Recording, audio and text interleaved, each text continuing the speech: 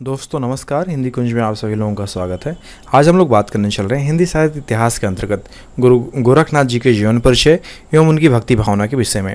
यदि आप हिंदी कुंज चैनल में पहली बार आए हैं तो यूट्यूब पर हिंदी कुंज चैनल को सब्सक्राइब कर लें ताकि आपको हिंदी भाषा व साहित्य की उपयोगी जानकारी प्राप्त होती रहे। यहाँ पे हम परीक्षा उपयोगी दृष्टि से बात करेंगे ताकि आप अपने परीक्षाओं में लिख सकें कि गुरु गोरखनाथ जी का जीवन परिचय क्या है और उनकी भक्ति भावना किस प्रकार की है। तो यदि आप चाहें तो आपके विद्यालय में या महाविद्यालय में जो भी पढ़ाया गया हो उसमें से कुछ और शब्द चाहें तो आप जोड़ सकते हैं। यहाँ पे संक्षिप्त में आप लोगों को परीक्षा उपयोगी दृष्टि से बताई जा रही है। तो शुरुआत करते हैं। नाथ योगियों में सबसे अधिक प्रसिद्धि गुरु गोरखनाथ जी को मिली। ये मध्ययुग के प्रसिद्ध धार्मिक नेता थे। इनका समय 9वीं या 11वीं सदी के मध्य पड़ता है। एक शैव देवता और शक्तिशाली व्यक्ति के रूप में माने जाते हैं। उनके समय में सारा देश वेदानुयायी या वेद विरोधी दो भागों में विभक्त हो चुका था। गोरखनाथ ने अपने समीप के मार्ग वाले, वे चाहे स्वयं हो और चाहे शाक्त हो, उनको स्वीकार कर लिया और धीरे धीरे सभी वे गोरखनाथी बनते गए और धीरे धीरे बहुत सारे लोग गोरखनाथी संप्रदाय में आते चले गए। इनके आविर्भाव के समय भारतीय धर्म साधना निम्नतर स्तर तक पहुंच चुकी थी। उन्होंने फिर से उसमें नवीन प्राणों का संचार किया। शंकराचार्य के बाद गोरखनाथ जी निसंदेह ऐसे महापुरुष थे जिन्होंने शक्तिशाली धर्म की नींव डाली और इन्होंने योग मार्ग की परंपरा चलाई। अब हम उनकी रचनाओं के बारे में बात करें तो गुरु गोरखनाथ जी के नाम पर हिंदी में 40 के ऊपर और संस्कृत में 28 के ऊपर लगभग रचनाएं प्राप्त हुई हैं। इनकी रचनाओं का संकलन डॉक्टर पीताम्बर दत्त बर्थवाल जी ने गोरखबानी के नाम से किया है। इनकी रचनाओं में शब्दी, प्राण संकली, मच्छिंद्र गोरखनाथ, गोरखसत, निरंजन पुराण आदि प्रसिद्ध हैं। गोरखनाथ की रचनाओं के आधार पर नाथ पंथ की साधना प्रणाली पर काफ़ी प्रकाश पड़ता है।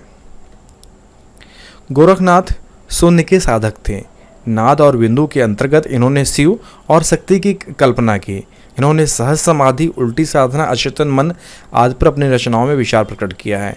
इनकी साधना और इनके सिद्धांत का प्रभाव परवर्ती काल में कबीरदास जी पर दिखाई पड़ता है। तो नाथ परंपराओं में 9 नाथों की पुष्टि होती है जिनमें सर्वाधिक ख्याति गोरखनाथ जी को मिलती है। डॉक्टर नगेंद्र इन्हीं नाथ साहित्य का आरंभकर्ता भी मानते हैं। इनकी रचनाओं के विषय में विद्वानों में एक मत नहीं है। डॉक्टर पीताम्बर दत्त बर्थवाल जहाँ इनकी रचनाओं की संख्या 12 के ऊपर कहते हैं, जिनमें शब्दी, पद, प्राण संकली, शिष्या दर्शन आदि ही प्रमुख हैं। इनकी रचनाओं के आधार पर ही गोरखनाथ को समाज सुधारक के रूप में देखा जाता है, जिससे इनकी प्रतिपादित गोरखवाणी का महत्व भी सिद्ध होती है। गोरखनाथ जी ने अपनी रचनाओं में गुरु महिमा, इंद्रिय निग्रह, प्राण साधना, वैराग्य, मन साधना, कुंडली जागरण आदि का वर्णन किया है। इनके साथ साथ ही इनकी रचनाओं में जीवन की पीड़ा और अनुभूति के साथ साथ सामाजिक जीवन संबंधी दृष्टिकोण भी प्रस्तुत किया गया है। गोरखनाथ की रचनाओं का विषय वस्तु को आगे चलकर संत काव्यधारा पर बहुत ज़्यादा प्रभाव पड़ा। आप लिखते हैं, हंसीबा बेलीबा रहीबा संग, कराम क्रोध ना करीबा संग, हंसीबा सेलीबा गाइबा गीत, दीढ़ करी रासबा अपना चित, हंसीबा सेलीबा धारिबा ध्यान, असनिसी कथिबा ब्रह्म ज्ञान, हंसे सेले न करे मत भंग, ते निश्चल सदानाथ के संग, हब की न बोलीबा ढबकी न चलीबा, धीरे धीरे धरिबा पाँव, गरम न करीबा सहजे रहीबा, भगत गोरख राव, धाय न साईबा भूसे न मारीबा, असनिसी लैब ब्रह्म आग्नि न के भेव, हठ न करीबा पड़िया न रहीबा, यूँ बोलिया गोरख देव। गोरखनाथ से पूर्व उनके संप्रदाय जो भी थे, जिनका आगे चलकर नाथ पंथ में विलयन हो गया। बौद्ध, जैन, वैष्णव के साथ साथ शैव और शाक्त भी उनके संप्रदाय में आकर मिल गए। गोरखनाथ जी ने अपनी रचनाओं में गुरु महिमा, इंद्रिय निग्रह, प्राण साधना, वैराग्य, मन साधना, कुंडली जागरण आदि का वर्णन किया है और इनकी रचनाओं में जीवन की पीड़ा और अनुभूति के साथ साथ सामाजिक जीवन दृष्टिकोण भी प्रस्तुत किया गया है। गोरखनाथ जी की रचनाओं का विषय वस्तु आगे चलकर संत काव्यधारा का प्रभाव पड़ता है।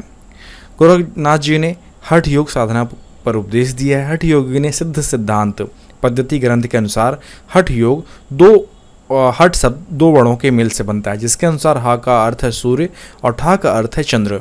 इन दोनों के योग को ही हठ योग कहा जाता है। गोरखनाथ जी ने खष्ट चक्रों वाले योग मार्ग हिंदी साहित्य में प्रतिपादित किया। इस मार्ग पर विश्वास करने वाले हठ योगी हिंदी साहित्य में प्रतिपादित करते हैं। इस मार्ग में विश्वास रखने वाले हठ योगी साधना द्वारा शरीर और मन की शुद्धि करने के उपरांत शून्य में समाधि लगाते हैं और तत्पश्चात या ब्रह्म के दर्शन करते हैं।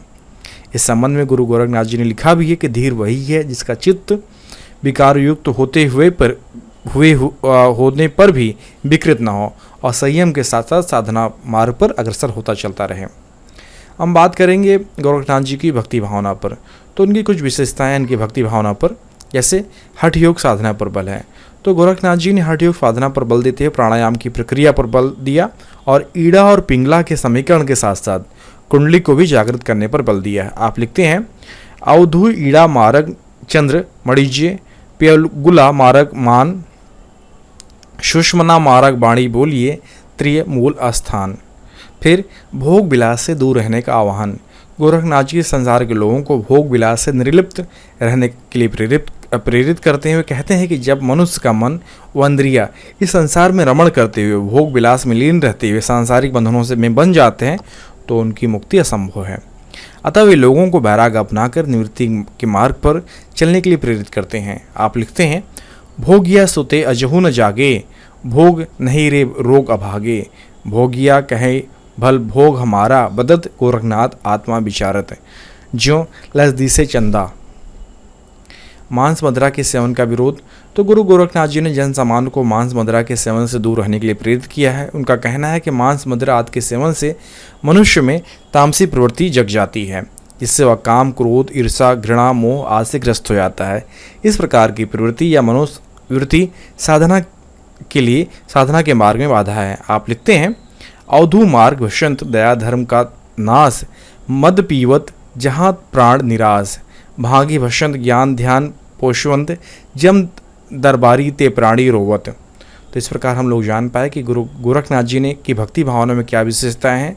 पहला है कि आप हठ योग साधना पर बल देते हैं, दूसरा है भोग विलास से दूर रहने का आह्वान करते हैं और तीसरा है मांस मदिरा के सेवन का आप विरोध करते हैं। और इनके जीवन परिचय में हम उनकी रचनाओं के बारे में जान पाए और इनका भारतीय जन सामान्य पर क्या प्रभाव पड़ा और साधना के पर आने वाले संत साहित्य पर गोरखनाथ जी का क्या प्रभाव पड़ा, इस विषय पर हम लोगों ने बात की। यदि आपको ये लेख लिखित रूप में चाहिए तो नीचे डिस्क्रिप्शन बॉक्स में लिंक दिया गया है, जहाँ पर जाकर आप गुरु गोरखनाथ जी के जीवन परिचय और उनकी भक्ति भावना के बारे में लिखित में लेख प्राप्त कर सकते हैं। यदि आपको हिंदी साहित्य इतिहास से संबंधित और अधिक लेख चाहिए तो आप hindicoin.com को विजिट करें, वहाँ पर आपके लिए उपयोगी अध्ययन सामग्री उपलब्ध कराई गई है। आप सभी का वीडियो देखने के लिए धन्यवाद।